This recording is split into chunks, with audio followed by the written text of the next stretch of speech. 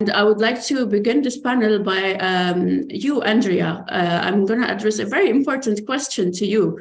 Maybe you can shed some light on what role can data analytics and AI play in understanding client needs and preferences in the context of circular economy.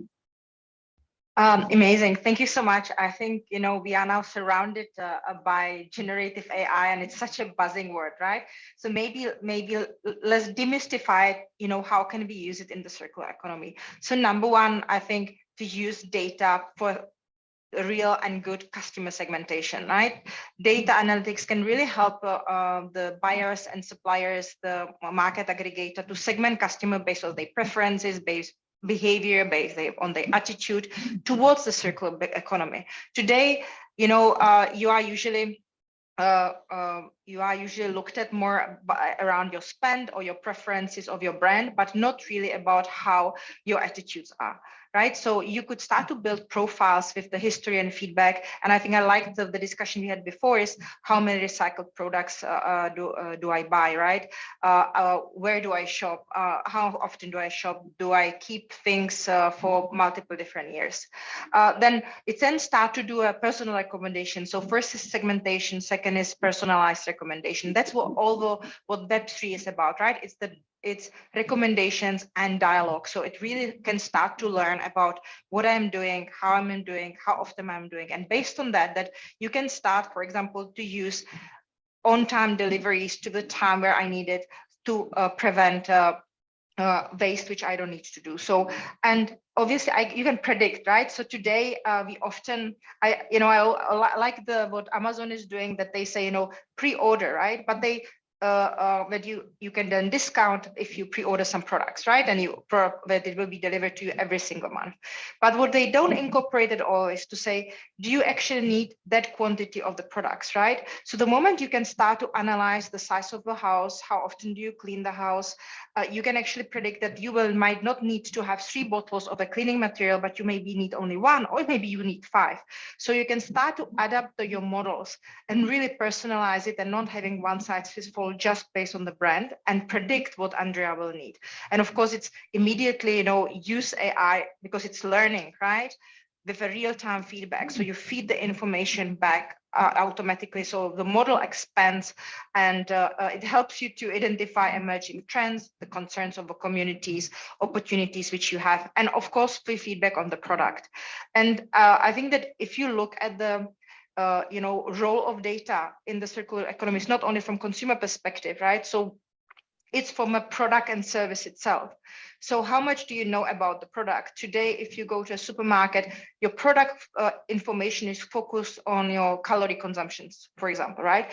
But you have no data, and very limited products have currently data which will tell you, what is the provenance of the product, how much carbon footprint this product had, how should you, also education information, how should you recycle a product, how could you dismantle and possibly take parts of this product and use them somewhere else. So there are multiple applications. I think that the field of how can we use data in the circular economy, we are scratching the surface right now. And obviously with the power of generative AI, this will become much faster. That's really, insightful to know that we are only still touching the surface of what AI can do to the circular economy. And that brings me to the next question, which I would like to address to Nadia.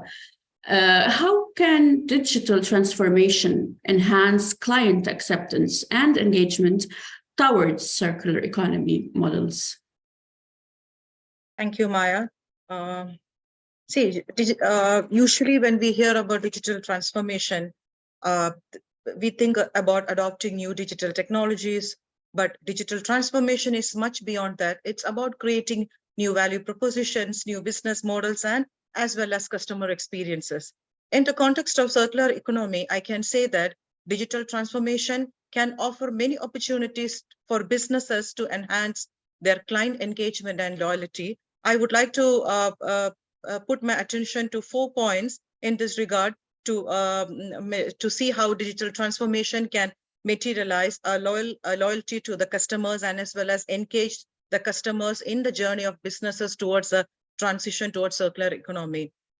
Understanding customer needs and preferences. Definitely. See, by using data analytics, AI, and digital platforms, businesses can gain deeper insights into their customer segments, the expectations as well as preferences of their customers. And this can help them tailor their products and services, as well as devise effective marketing strategies that can meet the specific needs of the and preference of the customers. For example, take a fashion brand. A fashion brand can use data to create personalized recommendations, offer customized designs, as well as optimize their inventory and delivery to avoid any product unwantedness or wastage. Second point is how digital transformations or digitalization can help businesses in the circular economy transition process to provide value-added services and benefits. So, when an organization is transitioning towards circular economy, or when they're adopting their business profile into a circular economy profile, they need to, their biggest success lies in getting their client acceptance or the client engagement. And this they can gain through providing value-added services and benefits and extra outside their existing core products and services. For example, take a circular economy furniture provider or a store. What they can do is that they can use digital tools to do repair, refurbishments, take back the products, as well as offer recycling services to the customers, as well as provide access to user communities that might want to buy the secondary product from the customer. Now, such a model will not only enhance the customer satisfaction, but also will create a new generate revenue stream for the businesses, as well as can get them access to more customers as well. And the third solution would be to co-create solutions and innovations with customers. What I feel that circular economy is the greatest difference between the linear and a circular economy business model is linear is one-sided, where a circular economy is a business model that believes in collaborations, co-creations, co-funding, and partnerships. So another way why which digital transformations can enhance customer engagement and loyalty is by facilitating co-creation and collaboration with customers. Companies can use digital platforms like social media, online forums, or crowdsourcing platforms, whereby they can invite their customers to share the ideas, to their expectations and feedbacks on the process, as well as they can engage the customers in participating in developing and testing of new innovations. And this can actually foster a sense of loyalty and trust within the customers, as well as provide an opportunity for the businesses to create a products that would be likable by their customers, and as well as create an improvement of their products. So this is one of the strongest force of circular economy, whereby it is one of the few business models that focuses much on co-creation and engagement. And finally, through digital tools, businesses can also make customers make the sustainability choices and actions. See, by using digital tools such as gamifications, blockchain, or what you call smart contracts, circular economy and business can verify their customers' behavior in terms of renting, sharing, repurposing, reusing, and recycling, and they can incentivize and reward their customers. This can increase their customers' engagement, loyalty, and advocacy as well, which in turn will benefit the businesses as well in reaching more customers and reaching more markets. See, we all will be agreeing that digital transformation is one of the most powerful enabler for circular economy, where it creates value for customers, where it creates value for stakeholders, where it creates values for public as well as for multiple stakeholders as well. And I think circular economy and digitalization is one of the strongest orientation that is going to happen in the near future in terms of advancing sustainability in our planet. Thank you. Thank you so much, Nadia, for shedding light on the importance of the benefits, the multiple benefits that digital transformation can be given to enhance client experience, which takes me to my next question. Tom, can you tell me, how can companies effectively communicate the benefits of circular economy practices to clients and consumers? And what are the strategies that can be employed to increase adoption? Yeah, thanks, Maya. So it almost looks like we already discussed the answers, because I think my answers will be really in line with all the things that we just heard. But I think the key for me, if you talk about customers and if you talk about circular economy, in this question, it's basically almost like a generic sales question, right? So the key for me is, how can you show value generation? And that can be in many forms of way. It can be in forms of money, so lower cost, or maybe something gain revenue for something that was previously was just waste, so maybe even only cost you money instead of making you some money. But I think it's also a lot of other things. So value generation can also be through reputation, social investments, etc. But what we see now, especially in Europe, I think like carbon has a price now as well. So if you can show that that your CO2 footprint is coming down by approaching your processes more circular, you actually can put a money value to it already, without just being it CO2, which is, yeah, always, or not always, but I see in most of the case, it's always seen as something extra. You know, circular economy as well, it's seen as something that that a lot of companies are actually doing to fulfill the needs of governments, or maybe to do as like social investment, etc. But I think the key is in that whole value generation piece is that you need to show that it's actually a business model. And if you'll be able to show that it's a business model, then you can actively ask customers to participate into the business model without losing anything on the other hand in their current processes, right? So for me, it's more about how can you show where the value generation is. So that is the more generic answer. I think there are two key elements in the phase that a lot of companies are right now, which is, in the one hand, it's more of a transition phase, I would say. Like, it's not that every company can switch on and tomorrow they are fully embedded into a circular system. And in that transition phase, I think there are two elements very important, and I think they both touch upon digitalization, and the other one is more about customer engagement. So the first one is about more like, how can you simplify your processes and standardize your processes? As soon as your products, but also your processes and your waste streams, for example, become standardized in terms of volume, in terms of what is the material, in terms of what is the input, what is the output, it's so much easier to also generate your end-to-end value chain and make it all encompassing, basically. If you constantly have to customize what you're getting into your processes, it's very hard to make it circular, because you're always looking for something else somewhere else, basically. So I think if you look at that, I think a lot of companies are trying to make that step. We have been very much developed a lot of things in silos. I think what you see now is that companies are trying to grow together and bring these processes aligned. But I think it's a very hard thing. Like, if I look at my organization, I work in a huge company at the moment. It's even hard for us to already align internal processes sometimes, let alone if you go external, right? If you want to do this together with customers or together with suppliers, for example. So that's the first thing. But the second thing for me is actually really touching upon what Nadia just said. It's incentivizing, right? If you talk about customers, you need to incentivize them. And especially when you talk about the sort of transition phase that a lot of companies are in now, in many of the cases, it is not that you have one product and that's it. You maybe have like two at the same time, where one is more related to your circular economy and one is more related to your traditional processes. If you can incentivize your customers to go for the first one, then you will slowly see the change coming.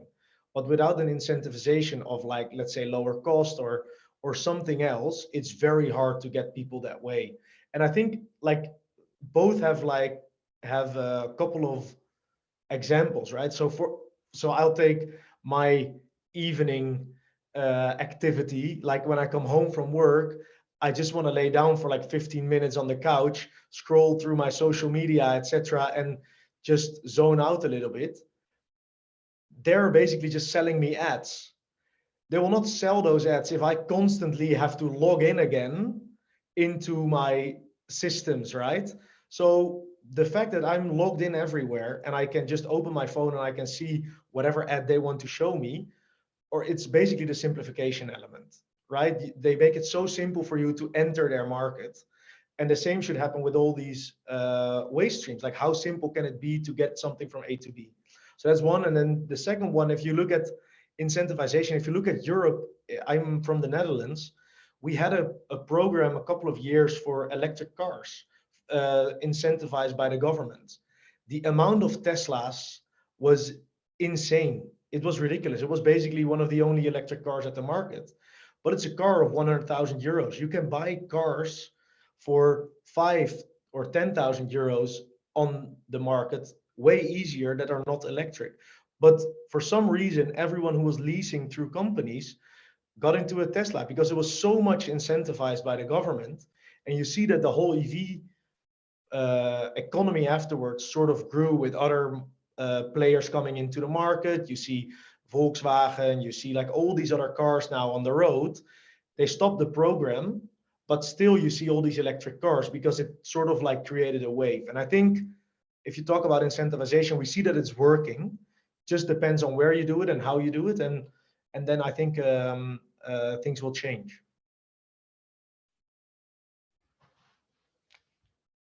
Thank you so much, Tom, for these insights. I believe the most important takeaway is we should not be working in silos. We should always seek working in synergies and partnerships. And I believe that's the essence of the surplus, bringing people together, organizations together. And this takes me to my next question, which I really find it important.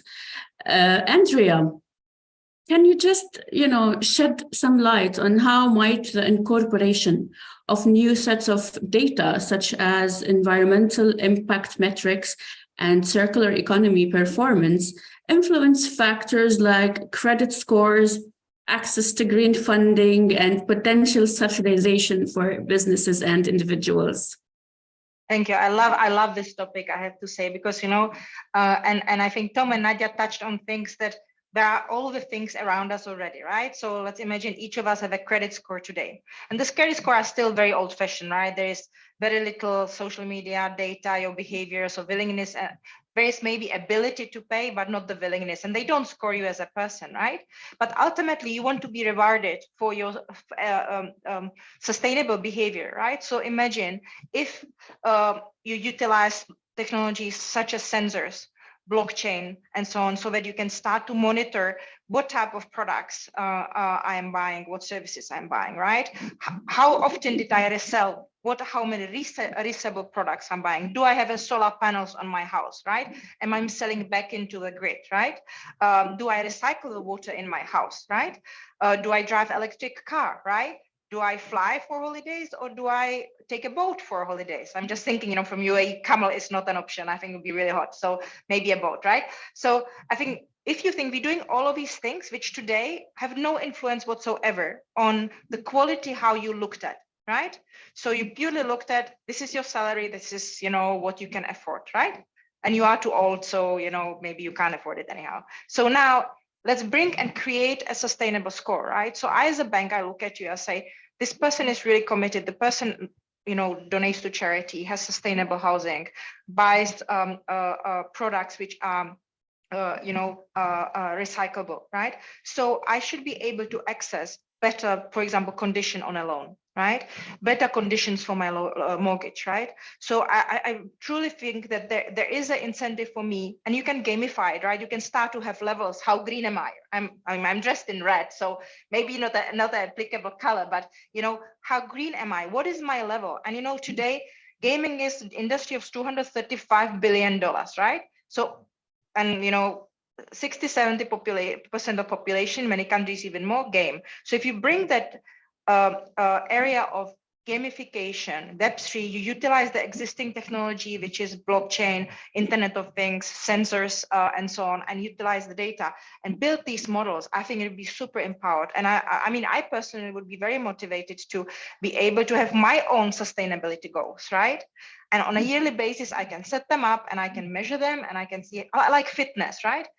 Going to gym, you say, I want to lose 5 kilos, gain 10% of muscle weight. Why can't we do it with today's technology for sustainability, right? The individuals and companies have these micro goals, which they can obviously complete. And as I'm completing the micro goals, the financial institution, maybe even governments, I could pay less taxes. And I think, Tom, my last point is to what Tom was saying about credits, right?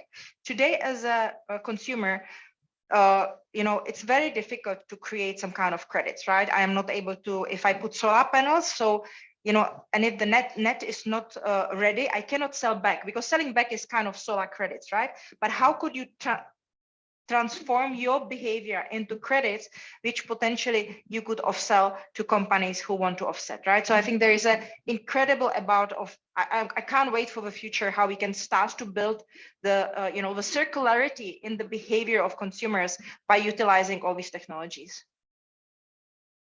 Well, Andrea, I hope you can give me a high credit score because I'm wearing green today.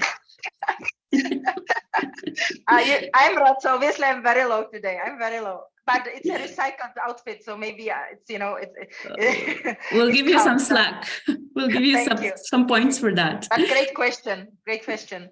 Thank you so much for shedding some light on it. I think it gives us a new perspective on how to assess, you know, businesses and individuals in the future when it comes to banking and financial solutions.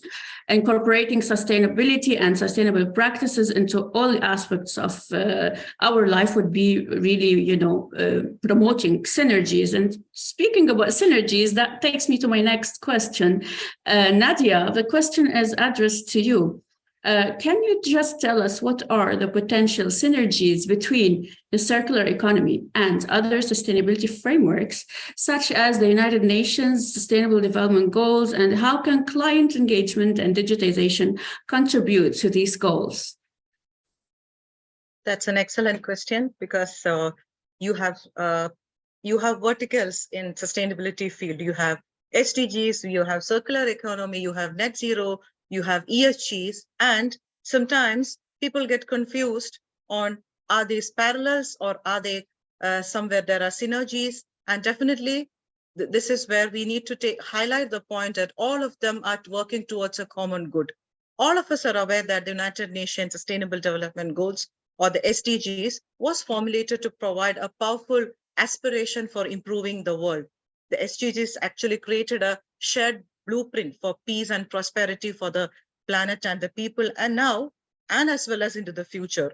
So if you see, these 17 goals are aimed at human well-being, economic well-being, all the while tackling climate change and working to preserve our oceans and the forest. In a similar way, another parallel strategy, or what we call the circular economy, has also gained prominence as a tool which presents solutions to some of the world's most pressing cross-cutting sustainable development challenges. A circular economy protects the environment, it benefits a local economy, it drives employment and human well-being, it promotes resource independence, and as well as it enhances natural system regeneration, which are all aspects for sustenance of humans and nature, and which is what the SDGs are also aiming. So when we look plainly, we might not see any linkage between circular economy and SDGs. In fact, the word circular economy is not mentioned in any of the 17 SDGs, but the synergy comes in, or the relation comes in the objective. Like SDG, the circular economy is also a model that aims to improve social equality, economic growth, as well as resource conservation.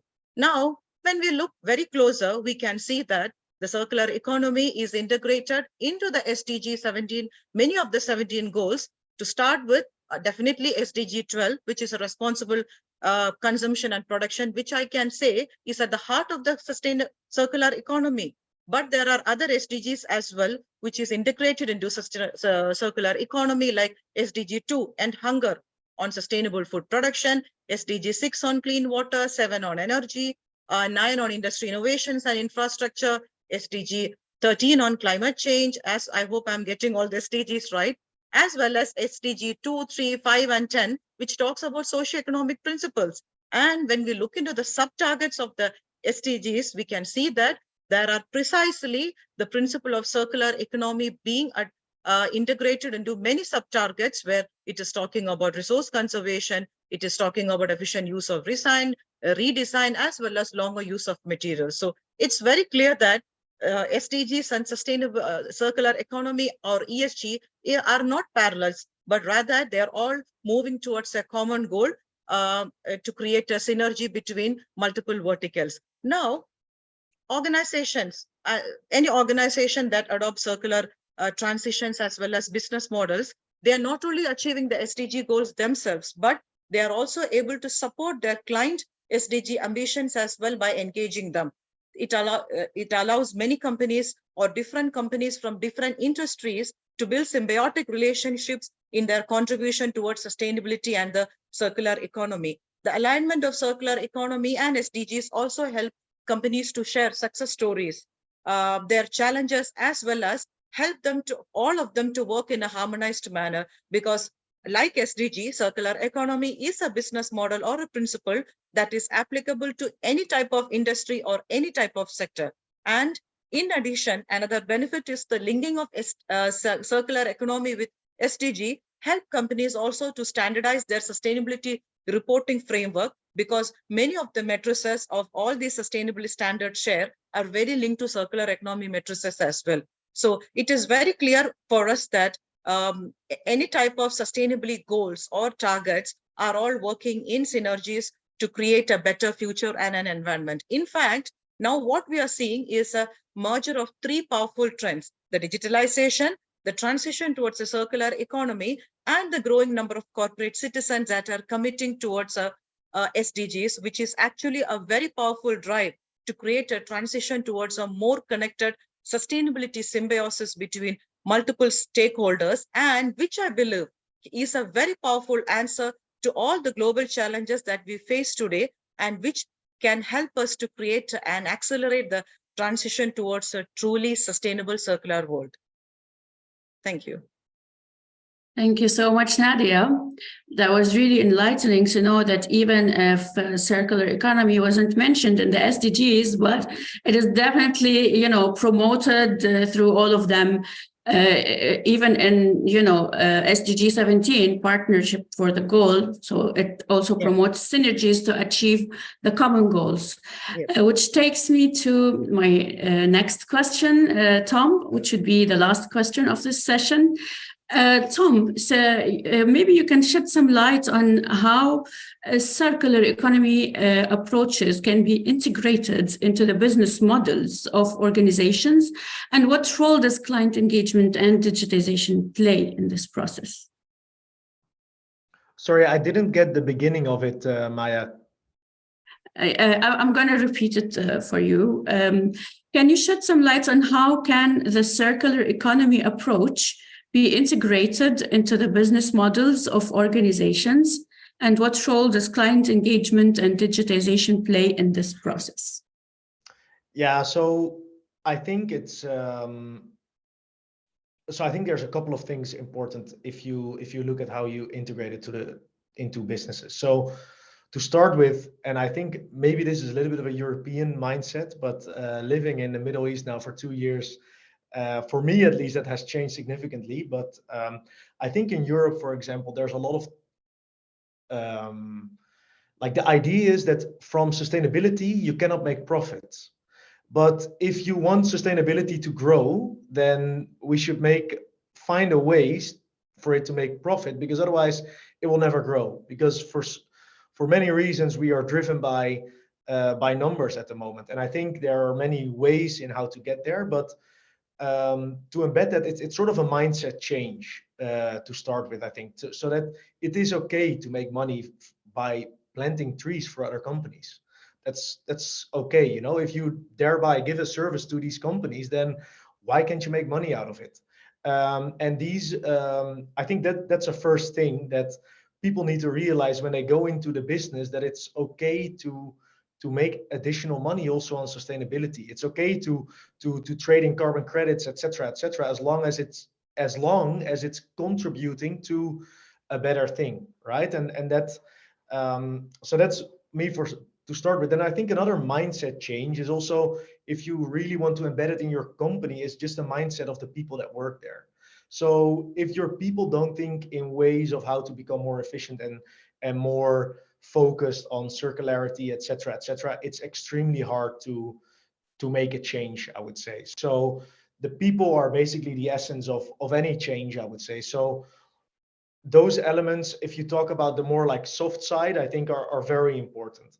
But then also organizations need to facilitate. You can only have this when you really facilitate teams and companies with the right resources. So I'll take an example here in Qatar in our supply chain team, which is a team of like around 100 people. We have a few people dedicated looking after waste. Their job title is literally waste supply chain lead. So they are looking at, okay, we generate waste. What are we going to do with it? So now you're not making it something extra for me on my daily activities, which I'm going to do if I have some spare time left on Friday afternoon or on Thursday afternoon here in Qatar.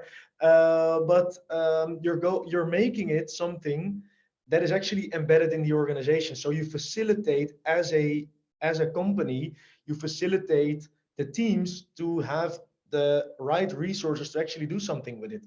And we saw, like, as soon as we did it a couple of years ago, we see massive changes. Like, we reuse 70% now of our wastes at the moment as a production facility in oil and gas. That's massive. This is a multi-billion plant that we have here on a monthly basis even. So it just, by the facilitation of it by the company, it makes a huge difference. And that means commitment, right? You have to commit money to it in order to change something. So I think for me, it's a little bit of a, like, I said it in my first question, it's almost a generic sales questions or generic how do you run a business question, right? And that is, I think, for me, the key step change in circular economy, but also in sustainability and CO2 emissions, energy transition. It shouldn't be something extra. It should be something that is embedded in your system, and that is the only way that you can actually change. So it needs to become a business model. So as soon as we can, like, prove that it's a business model actually, then I think you can make massive step changes. And also it brings a lot, right? It brings, for us here locally, for example, brings a lot of good relationships with local governments, because we provide to other production facilities our waste streams, but also even to local farms. We give moisturizers from our production streams that basically try to get water out of our systems. We provide it to local farms here, right? So yeah, it's super. It's a social investment case, but also a business case in many reasons, I believe.